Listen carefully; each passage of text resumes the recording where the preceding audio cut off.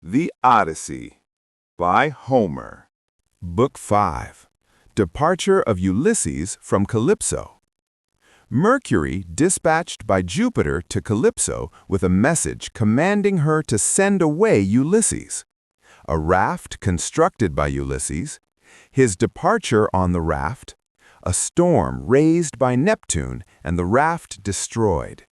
Escape of Ulysses from the tempest and his landing on the Isle of Scheria, inhabited by the Phaeacians. Aurora, rising from her couch beside the famed Tithonus, brought the light of day to men and to immortals. Then the gods came to their seats in council.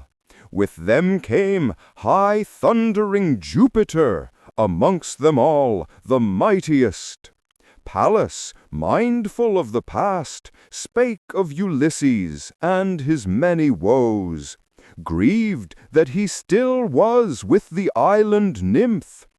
O Father Jove, and all ye blessed ones who live forever, let not sceptred king henceforth be gracious, mild, and merciful, and righteous. Rather be he deaf to prayer, and prone to deeds of wrong, since no one now remembers the divine Ulysses more, among the people over whom he ruled benignly, like a father. Still he lies, weighed down by many sorrows, in the isle and dwelling of Calypso, who so long constrains his stay. To his dear native land depart he cannot. Ship arrayed with oars and seamen has he none, to bear him o'er the breast of the broad ocean. Nay, even now, against his well-beloved son, a plot is laid to slay him as he journeys home from Pylos the divine, and from the walls of famous Sparta, whither he had gone to gather tidings of his father's fate. Then answered her the ruler of the storms, "My child, what words are these that pass thy lips? Was not thy long-determined counsel this, that in good time Ulysses should return to be avenged? Guide then Telemachus wisely, for so thou canst, that, all unharmed, he reach his native land, and, in their barks, homeward the suitor train retrace their way." He spake, and turned to Hermes, his dear son. "Hermes, for thou in this my messenger art, as in all things, to the bright-haired nymph make known my steadfast purpose, the return of suffering Ulysses. Neither gods nor men shall guide his voyage. On a raft made firm with bands he shall depart, and reach, after long hardships, on the 20th day, the fertile shore of Scheria, on whose isle dwell the Phaeacians, kinsmen of the gods. They like a god shall honor him, and thence send him to his loved country in a ship, with ample gifts of brass and gold, and store of raiment, wealth like which he ne'er had brought from conquered Ilion, had he reached his home safely with all his portion of the spoil. So is it preordained that he behold his friends again, and stand once more within his high-roofed palace on his native soil."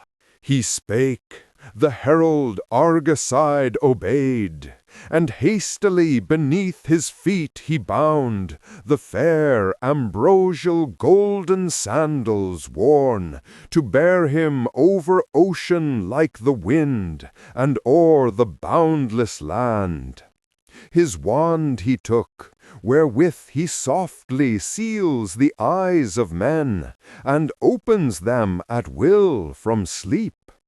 With this in hand the mighty Argus queller flew, and, lighting on Pieria, from the sky plunged downward to the deep, and skimmed its face like hovering sea-mew, that on the broad gulfs of the unfruitful ocean seeks her prey, and often dips her pinions in the brine. So Hermes flew along the waste of waves. But when he reached that island far away, forth from the dark blue ocean swell he stepped, upon the sea beach, walking till he came to the vast cave in which the bright-haired nymph made her abode. He found the nymph within. A fire blazed brightly on the hearth, and far was wafted o'er the isle the fragrant smoke of cloven cedar burning in the flame, and cypress wood. Meanwhile, in her recess, she sweetly sang, as busily she threw the golden shuttle through the web she wove. And all about the grotto alders grew, and poplars, and sweet-smelling cypresses. In a green forest, high among whose boughs birds of broad wing, wood-owls and falcons built their nests, and crows with voices sounding far, all hunting for their food the ocean side. A vine with downy leaves and clustering grapes crept over all the cavern rock. 4 springs poured forth their glittering waters in a row, and here and there went wandering side by side. Around were meadows of soft green, o'ergrown with violets and parsley. 'Twas a spot where even an immortal might awhile linger and gaze with wonder and delight. The herald Argus queller stood and saw and marveled. But as soon as he had viewed the wonders of the place, he turned his steps, entering the broad-roofed cave. Calypso there, the glorious goddess, saw him as he came, and knew him. For the ever-living gods are to each other known, though one may dwell far from the rest. Ulysses, large of heart, was not within. Apart, upon the shore, he sat and sorrowed, where he oft in tears and sighs and vain repinings passed the hours, gazing with wet eyes on the barren deep. Now, placing Hermes on a shining seat of state, Calypso, glorious goddess, said, "Thou of the golden wand, revered and loved, what, Hermes, brings thee hither? Passing few have been thy visits. Make thy pleasure known. My heart enjoins me to obey, if aught that thou commandest be within my power. But first accept the offerings due a guest." The goddess, speaking thus, before him placed a table where the heaped ambrosia lay, and mingled the red nectar. Ate and drank the herald Argus queller, and, refreshed, answered the nymph, and made his message known. "Art thou a goddess, and dost ask of me, a god, why came I hither? Yet, since thou requirest, I will truly tell the cause. I came unwillingly, at Jove's command. For who of choice would traverse the wide waste of the salt ocean, with no city near, where men adore the gods with solemn rites and chosen hecatombs? No god has power to elude or to resist the purposes of aegis-bearing Jove. With thee abides, he bids me say, the most unhappy man of all who round the city of Priam waged the battle through 9 years, and in the 10th, laying it waste, departed for their homes. But in their voyage they provoked the wrath of Pallas, who called up the furious winds and angry waves against them. By his side sank all his gallant comrades in the deep. Him did the winds and waves drive hither. Him Jove bids thee send away with speed, for here he must not perish, far from all he loves. So is it preordained that he behold his friends again, and stand once more within his high-roofed palace on his native soil. He spake. Calypso, glorious goddess, heard, and shuddered, and with winged words replied, Ye are unjust, ye gods, and envious far, beyond all other beings, cannot bear that ever goddess openly should make a mortal man her consort. Thus it was when once Aurora, rosy-fingered, took Orion for her husband. Ye were stung amid your blissful lives with envious hate, till chaste Diana of the golden throne smote him with silent arrows from her bow, and slew him in Ortygia. Thus again, when bright-haired Ceres, swayed by her own heart, in fields which bore 3 yearly harvests, met Eosion as a lover, this was known ere long to Jupiter, who flung from high a flaming thunderbolt and laid him dead. And now ye envy me, that with me dwells a mortal man. I saved him as he clung alone upon his floating keel, for Jove had cloven with a bolt of fire from heaven his galley in the midst of the Black Sea, and all his gallant comrades perished there. Him kindly I received, I cherished him, and promised him a life that ne'er should know decay or death. But since no god has power to elude or to withstand the purposes of aegis-bearing Jove, let him depart.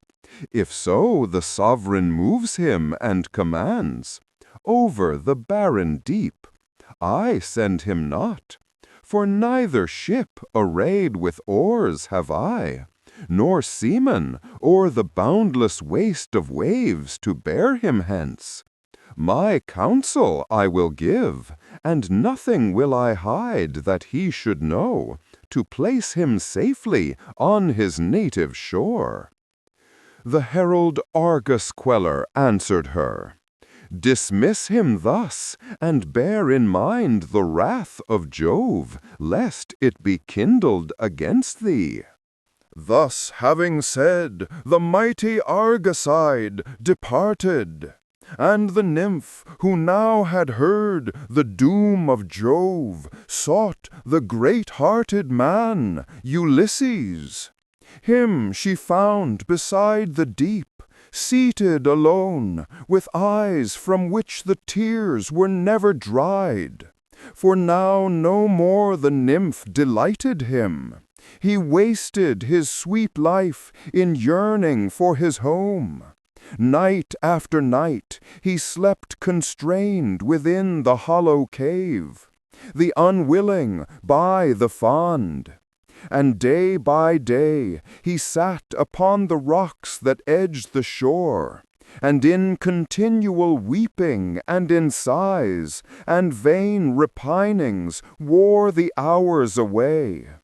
The glorious goddess stood by him and spake, Unhappy, sit no longer sorrowing here, nor waste life thus.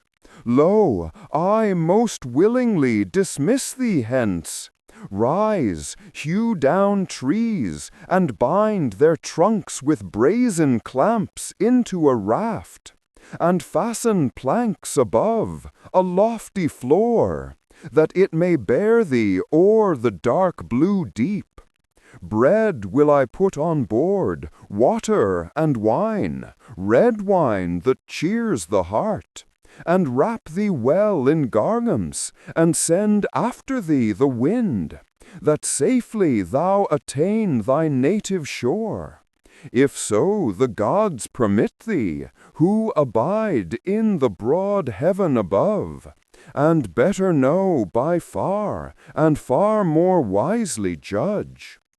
Ulysses, the great sufferer, as she spake, shuddered, and thus with winged words replied, "Some other purpose than to send me home is in thy heart, O goddess, bidding me to cross this frightful sea upon a raft.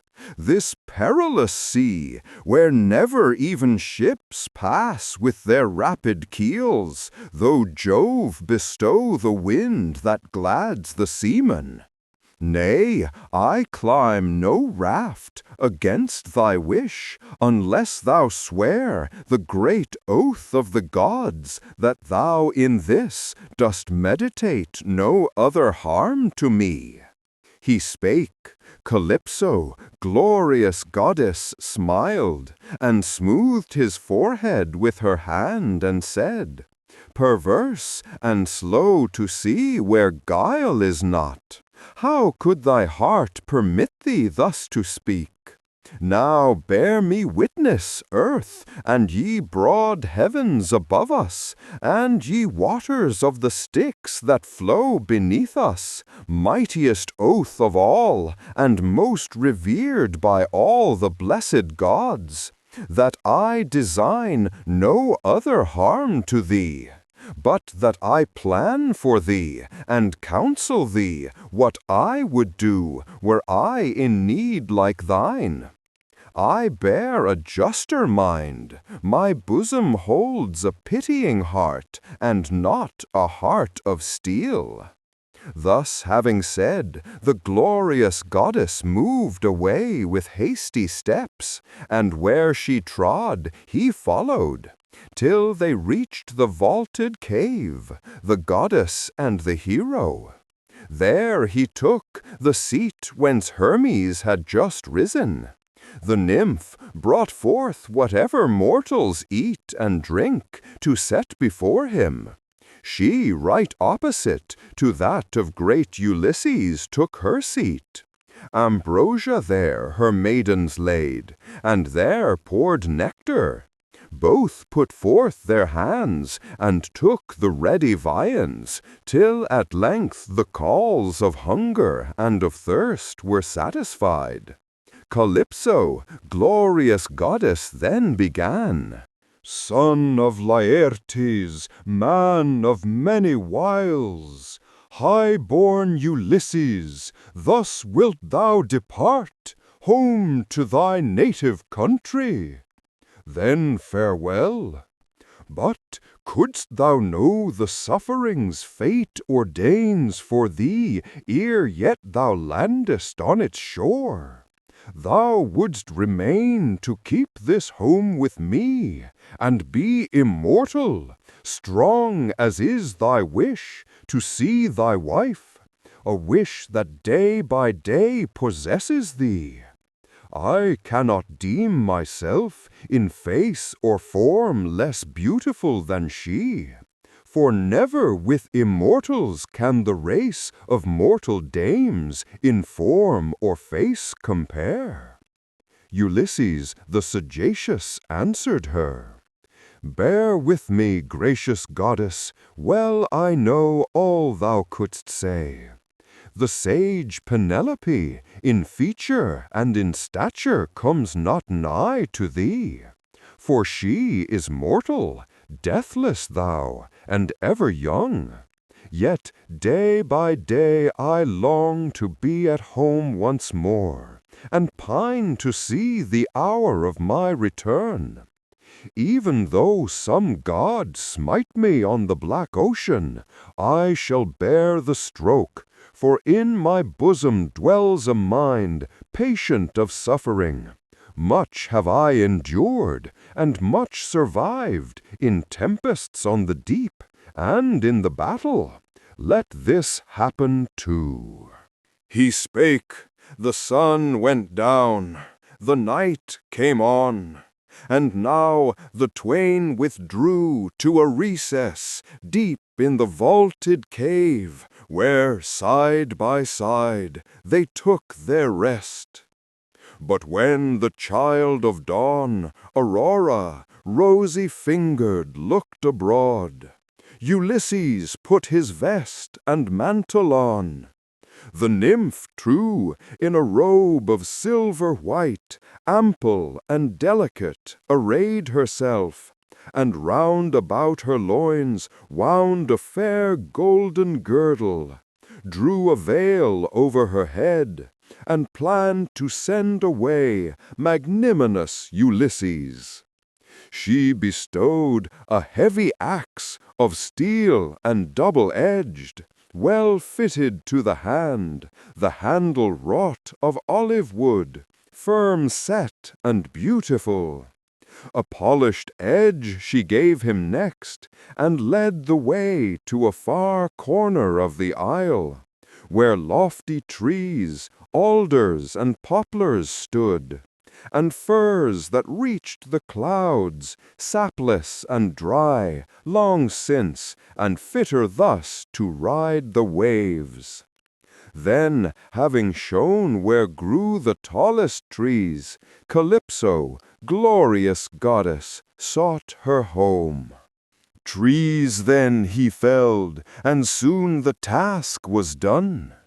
20 in all he brought to earth, and squared their trunks with the sharp steel, and carefully he smoothed their sides, and wrought them by a line. Calypso, gracious goddess, having brought wimbles, he bored the beams, and, fitting them together, made them fast with nails and clamps. As when some builder, skillful in his art, frames for a ship of burden the broad keel, such ample breadth Ulysses gave the raft. Upon the massy beams he reared a deck, and floored it with long planks from end to end. On this a mast he raised, and to the mast fitted a yard. He shaped a rudder next, to guide the raft along her course, and round with woven work of willow boughs he fenced her sides against the dashings of the sea. Calypso, gracious goddess, brought him store of canvas, which he fittily shaped to sails, and, rigging her with cords and ropes and stays, heaved her with levers into the great deep. 'Twas the 4th day, his labors now were done, and on the 5th the goddess from her isle dismissed him, newly from the bath arrayed, in garments given by her that shed perfumes. A skin of dark red wine she put on board, a larger one of water, and for food a basket stored with viands such as please the appetite. A friendly wind and soft she sent before. The great Ulysses spread his canvas joyfully to catch the breeze, and sat and guided with nice care the helm, gazing with fixed eye on the Pleiades, Bootes setting late, and the Great Bear, by others called the Wain, which, wheeling round, looks ever toward Orion, and alone dips not into the waters of the deep. For so Calypso, glorious goddess, bade, that on his ocean journey he should keep that constellation ever on his left.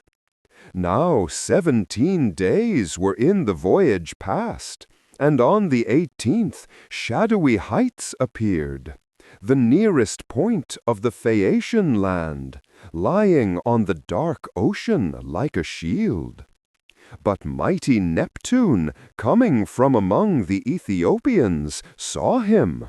Far away he saw, from mountain heights of Solyma, the voyager, and burned with fiercer wrath, and shook his head, and said within himself, "Strange, now I see the gods have new designs for this Ulysses, formed while I was yet in Ethiopia. He draws near the land of the Phaeacians, where it is decreed he shall o'erpass the boundary of his woes. But first, I think, he will have much to bear." He spake, and round about him called the clouds, and roused the ocean, wielding in his hand the trident, summoned all the hurricanes of all the winds, and covered earth and sky at once with mists, while from above the night fell suddenly. The east wind and the south pushed forth at once with the strong blowing west, and the clear north rolled up his mighty waves. Ulysses trembled in his knees and heart, and thus to his great soul lamenting said, "What will become of me, unhappy man? I fear that all the goddess said was true, foretelling what disasters should o'ertake my voyage ere I reach my native land. Now are her words fulfilled. How Jupiter wraps the great heaven in clouds and stirs the deep to tumult. Wilder grow the hurricanes of all the winds, and now my fate is sure. Thrice happy, 4 times happy, they who fell on Troy's wide field, warring for Atreus' sons. Oh, had I met my fate and perished there, that very day on which the Trojan host around the dead Achilles hurled at me their brazen javelins, I had then received due burial and great glory with the Greeks. Now must I die a miserable death." As thus he spake, upon him from on high a huge and frightful billow broke. It whirled the raft around, and far from it he fell. His hands let go the rudder. A fierce rush of all the winds together snapped in twain the mast. Far off the yard and canvas flew into the deep. The billow held him long beneath the waters, and he strove in vain quickly to rise to air from that huge swell of ocean. For the garments weighed him down, which fair Calypso gave him. But at length, emerging, he rejected from his throat the bitter brine that down his forehead streamed. Even then, though hopeless with dismay, his thought was on the raft, and, struggling through the waves, he seized it, sprang on board, and, seated there, escaped the threatened death. Still to and fro the rolling billows drave it. As the wind in autumn sweeps the thistles o'er the field, clinging together, so the blasts of heaven hither and thither drove it o'er the sea. And now the south wind flung it to the north to buffet, now the east wind to the west. Ino Leucophea saw him clinging there.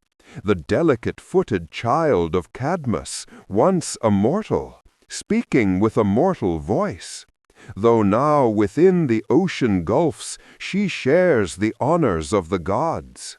With pity she beheld Ulysses struggling thus distressed, and, rising from the abyss below, in form a cormorant, the sea-nymph took her perch on the well-banded raft, and thus she said, "Ah, luckless man, how hast thou angered thus earth-shaking Neptune, that he visits thee with these disasters? Yet he cannot take, although he seek it earnestly, thy life. Now do my bidding, for thou seemest wise. Laying aside thy garments, let the raft drift with the winds, while thou, by strength of arm, makest thy way in swimming to the land of the Phaeacians, where thy safety lies. Receive this veil, and bind its heavenly woof beneath thy breast, and have no further fear of hardship or of danger. But as soon as thou shalt touch the island, take it off, and turn away thy face, and fling it far from where thou standest into the black deep." The goddess gave the veil, as thus she spoke, and to the tossing deep went down in form a cormorant. The black wave covered her.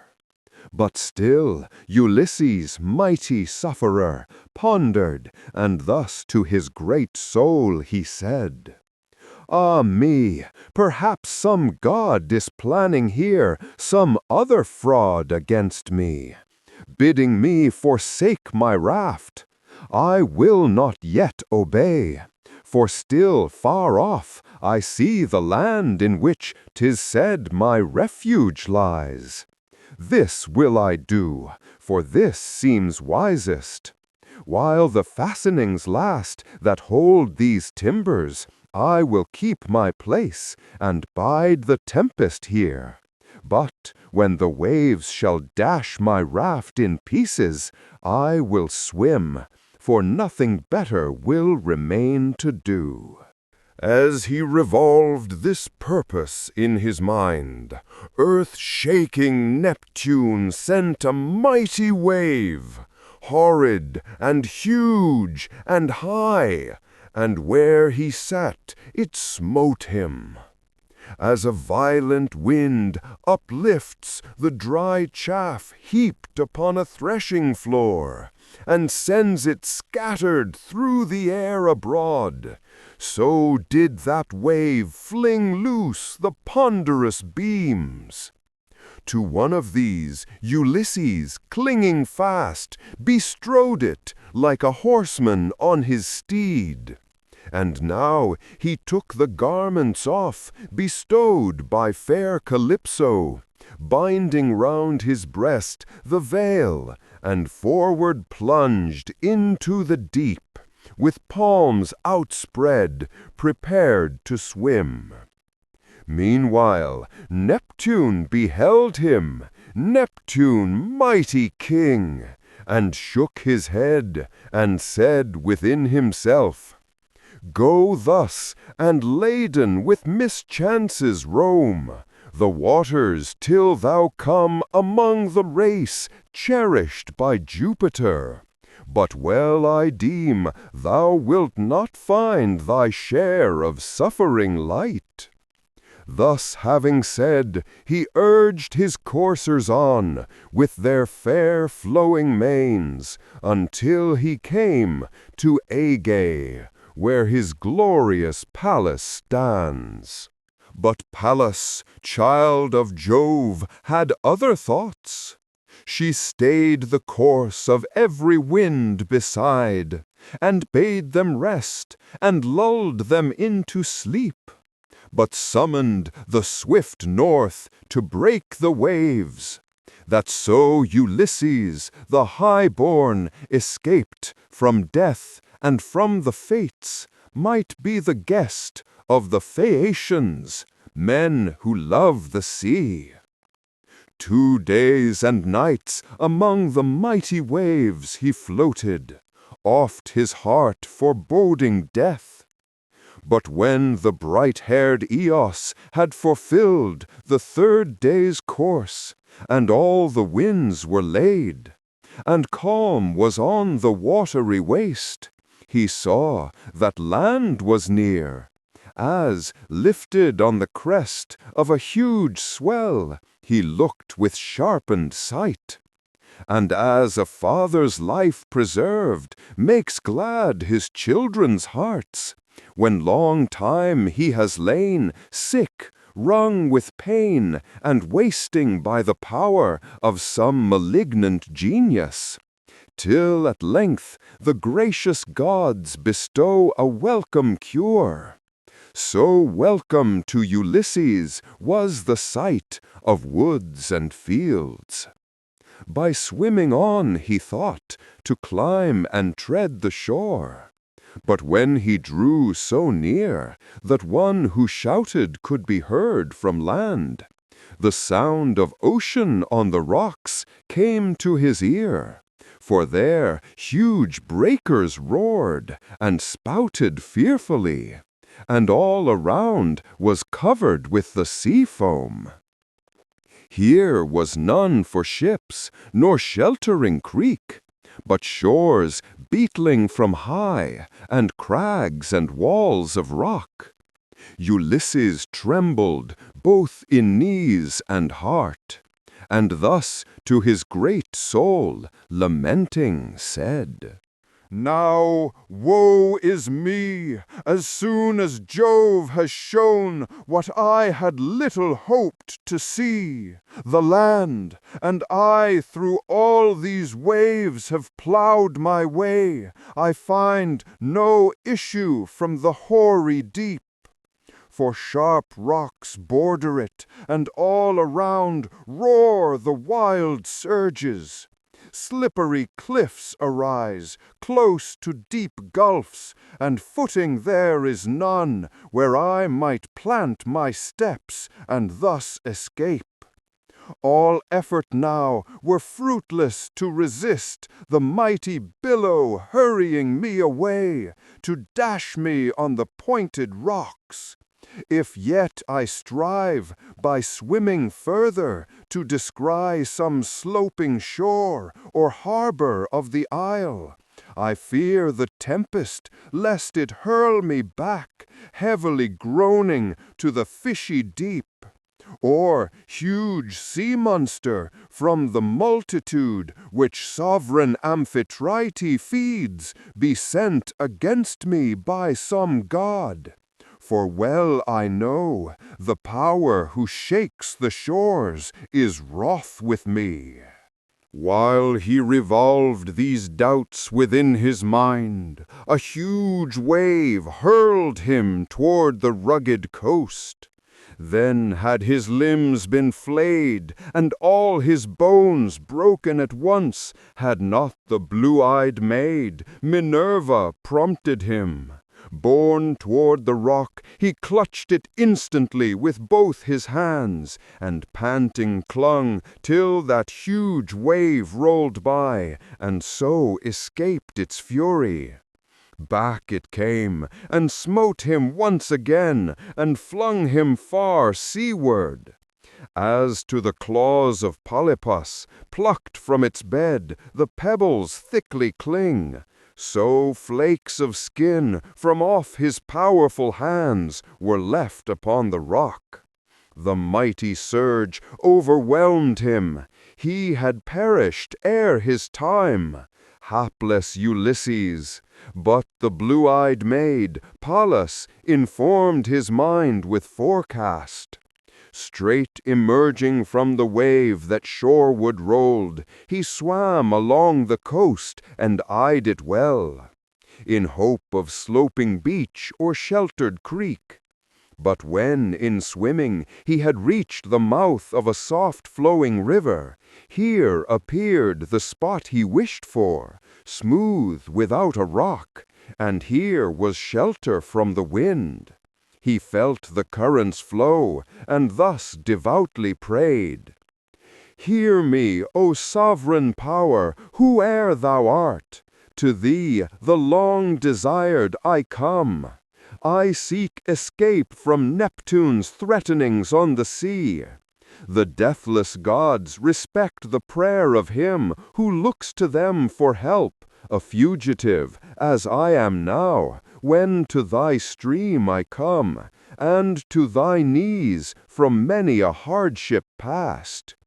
O thou that here art ruler, I declare myself thy suppliant, be thou merciful. He spoke, the river stayed his current, checked the billows, smoothed them to a calm, and gave the swimmer a safe landing at his mouth. Then dropped his knees and sinewy arms at once, unstrung, for faint with struggling was his heart. His body was all swollen, the brine gushed forth from mouth and nostrils. All unnerved he lay, breathless and speechless, utter weariness o'ermastered him. But when he breathed again, and his flown senses had returned, he loosed the veil that Ino gave him from his breast, and to the salt flood cast it. A great wave bore it far down the stream. The goddess there in her own hands received it. He, meanwhile, withdrawing from the brink, lay down among the reeds, and kissed the harvest-bearing earth, and thus to his great soul lamenting said, Ah me, what must I suffer more? What yet will happen to me? If by the river's side I pass the unfriendly watches of the night, the cruel cold and dews that steep the bank may in this weakness end me utterly. For chilly blows this river air at dawn. But should I climb this hill, to sleep within the shadowy wood, among thick shrubs, if cold and weariness allow me, then I fear that while the pleasant slumbers o'er me steal, I may become the prey of savage beasts. Yet, as he longer pondered, this seemed best. He rose and sought the wood, and found it near, the water on a height, o'erlooking far the region round. Between two shrubs that sprang both from one spot, he entered, olive trees, one wild, one fruitful.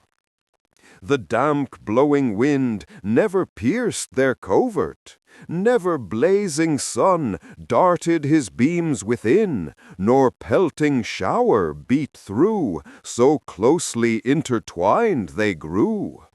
Here entering, Ulysses heaped a bed of leaves with his own hands. He made it broad and high, for thick the leaves had fallen around.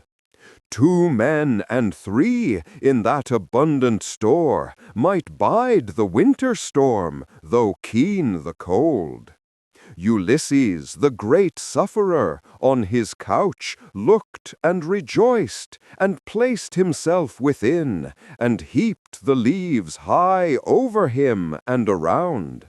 As one who dwelling in the distant fields, without a neighbor near him, hides a brand in the dark ashes, keeping carefully the seeds of fire alive, lest he perforce, to light his hearth, must bring them from afar.